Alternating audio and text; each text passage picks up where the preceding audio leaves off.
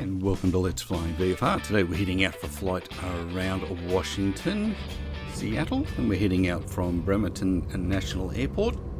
And the reason I wanted to do this more than anything else, I wanted to go over with you some of the settings that I currently have, because I'm getting amazing fluidity, just great quality. I'm not getting any clipping, and I'm running this at 4K, guys. So this 4K is the settings that you're seeing this in. I'm using the Nvidia DSR, which I have talked about a lot over the last few years, but I cannot tell you why this is so smooth. But I'm going to run through my settings with you and just show you what I have, and if you would like to follow through and try them out and see whether you're getting the, well, what I would say is amazing experience. And this is with cloud and everything, and this is over Washington State. This is Orbix True Earth. So have a look at where I am there on the settings at the moment, which I think are pretty reasonable considering. And I'm flying this in VR on a Ryzen 2600 on a RTX 2060 Super, so it's an 8GB card, and on 32GB of 3200MHz DDR4 RAM. Just really enjoying it, and I don't know what has particularly changed. There's been a couple of things that I've done recently as we're heading out and heading. I wanted to get this shot because I wanted to show you again, flying through the clouds. Normally this just sucks the life out of us, and I don't know what's changed here. There are a couple of things that could be in part could be it. I've done something like, I had some issues with the GeForce driver, or the RTX driver, crashing my DaVinci Resolve. So the idea there was to go and use the studio driver. So I'm using the studio driver currently. I'll have a picture for you of that one very soon, and you can see what I am. But I have even upgraded one more update from whence I did this. I don't know whether that's the overriding advantage or not, but certainly the combination of everything that I'm just going to show you is making a huge difference. So we're heading out towards, that's Blake Island there, out in the bay. It's a national park, I believe. And you can see, as I'm just looking around in VR, it's just it's really clear. The clarity is great.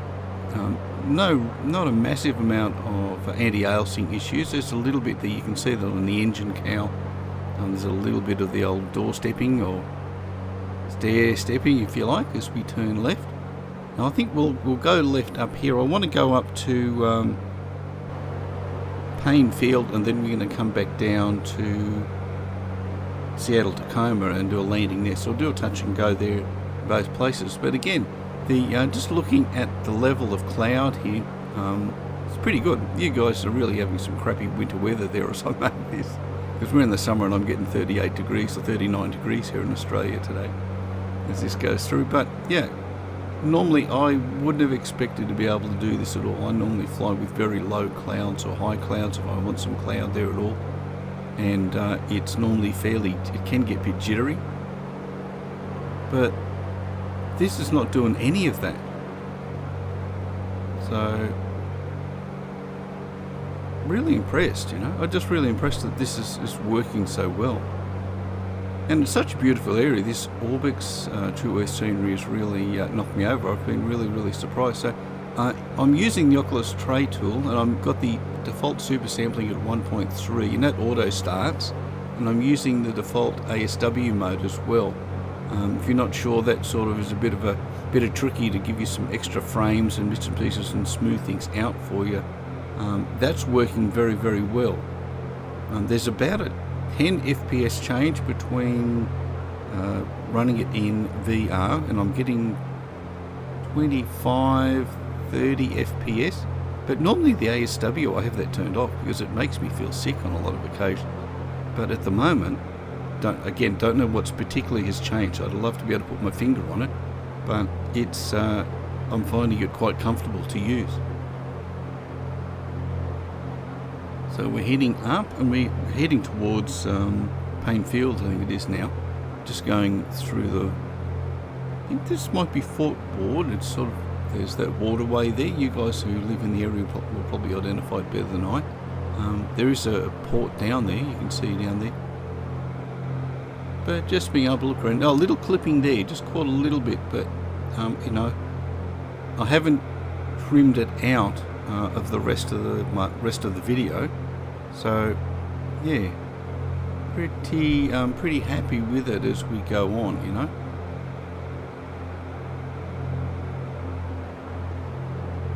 So let's keep moving right along here. Now I want to show you my Nvidia settings as well, so let's have a look at that as we're flying along. So again, it's Studio Driver is what I'm using at the moment. The latest version of that as I go here, this is 11th of February 21. So the settings that I've got here, I basically started from default, and I haven't really changed a great deal here, guys, and maybe that's part of the reason. I've broken this down into 2 slides, so if you want to stop and have a look, feel free. You want to come back to it later on, I will mark these in timestamps for you, and you can come back and have a look if you like. But there's not a lot happening here, is there? Now I've got the image sharpening on, that's helping. I've got ambient occlusion on performance. I've got the DSR settings as you saw there. So there's a range of different choices there. It shows the 1.5, but I'm using I think it's the 4 to give me the 4K, 4 times 1080p as we go forward. So now when I'll show you the city as well when we get there. So just this is the other one as we're heading on the downwind.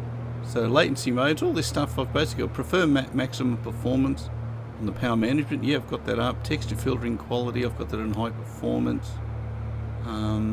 Thread optimization, you know, that gets talked about a bit. Should it be on, should it be off? Just left it on auto. So not a lot. There's nothing amazing, guys. That's what I don't get.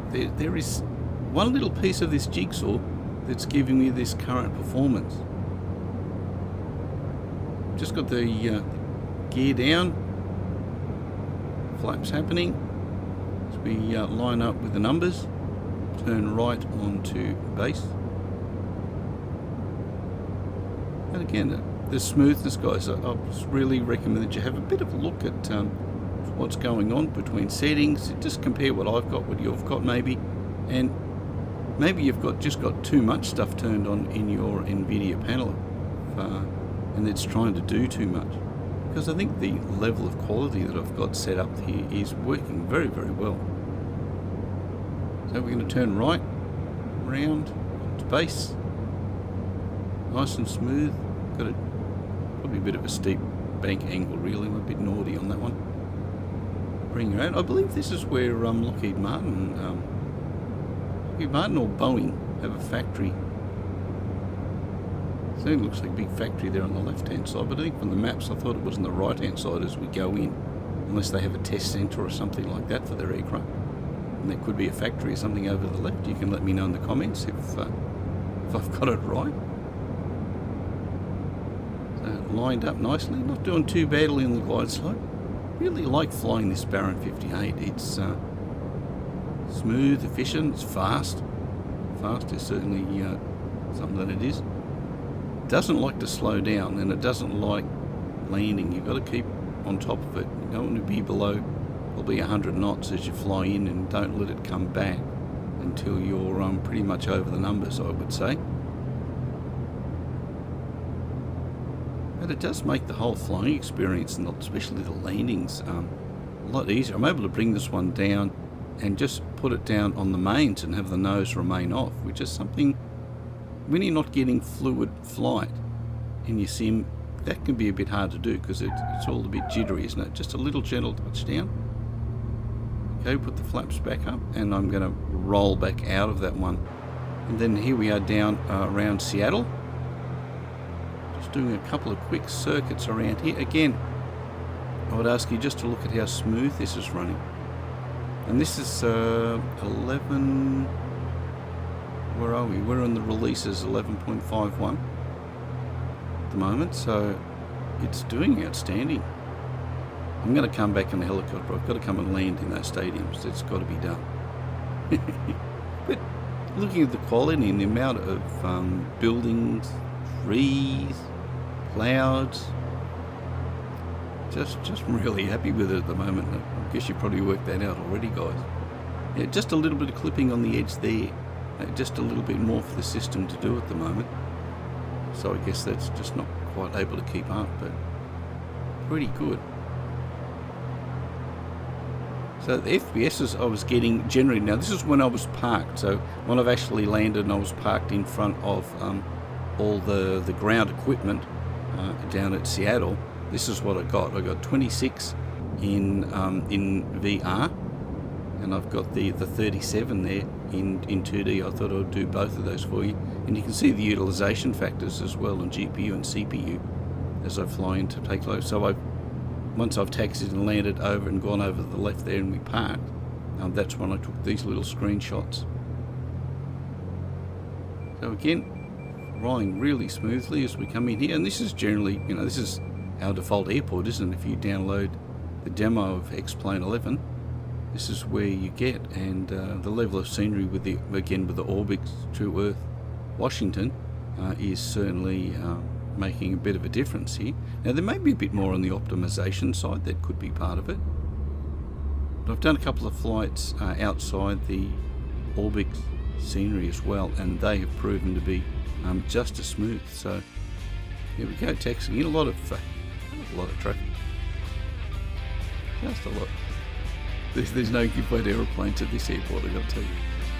You got to wait for them. You wait for a gap. I think it was stuck here for a little while before I could cross the line. So I hope you find that little bit of information I've got for you there helpful, and might help you with your tuning. Come back, let me know how you went with your tuning on Let's Fly VFR. Leave me a message below, and I'll catch you back here again real soon. Bye bye.